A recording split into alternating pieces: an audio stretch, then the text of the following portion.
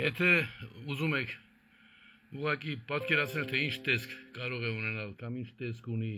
չարի սպասավորը սատանայի ծառան, ապա նայեք Նիկոլ Փաշինյանի պատկերին։ Նոր քաջագործություն, նոր սադրանք եւ արդեն մեծ սադրանք, որևէ հայ առաքելական եկեղեցու գործիչ, հոսանք, ուղղություն այսպեսի բան չի արել, նույնիսկ թշնամիներն այսպեսի բան չեն արել։ Սա ուզում է մասնակցել, այս պղծությունը ուզում է մասնակցել կարգալույծ եղած հոգևորականի պատարագին։ Այս ինչ է, դու պիտի օհանավանքը քո վարսկաններով շրջապատես եւ զենքի օգնությամբ փորձես հոգևոր կյանք մխրճվել, մեծագույն սադրիչի կեցվածք է այն, ինչի մասին խոսում է այսպես կոչված վարչապետը։ Դու հոգևոր հետ ինչ կապ ունես այ ողորմելի։ Դու ինչ կապ ունես պատարագի հետ։ Դու երբ ես վերջին անգամ ապաշխարել, երբ ես ներողություն խնդրել, որ չընդունելով խախտելով օրենքը, չընդունելով իմ ներկայացրած նախագիծը, դու այսքան փորձանքներ բերեցիր մեր ժողովրդի գլխին։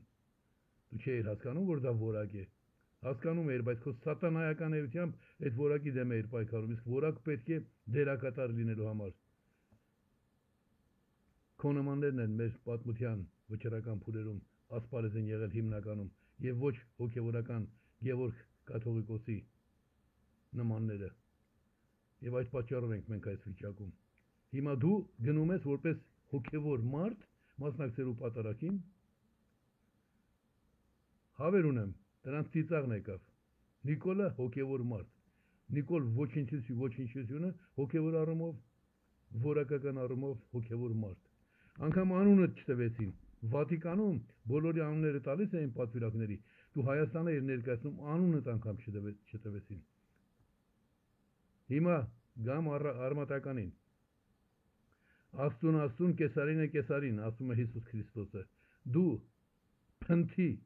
դու ով ես որ մասնակցես խառնվես Աստծո գործերին։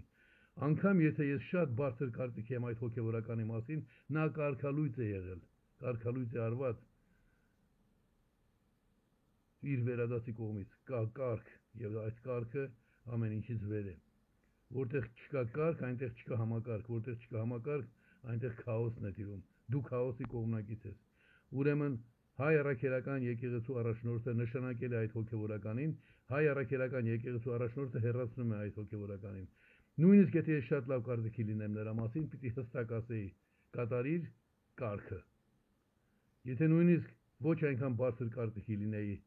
վեհապարի մասին, նույնպես կասեի վեհապարի ասածը հոգևոր ոլորտում հայ առաքելական եկեղեցու համակարգում խոսք է։ Դու որպես կեղտոտ սադրիչ, որպես լակոտ,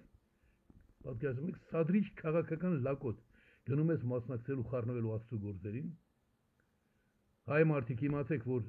կրկնում եմ, եթե ուզում եք հասկանալ, թե ինչ տեսք ունի սատանայի ներկայացուցիչը, սատանա լինելու համար շատ ճղճիմ է։ Սատանայի ոչինը ինչ տեսք ունի, նայեք Նիկոլին, եւ կիմանաք, թե ով է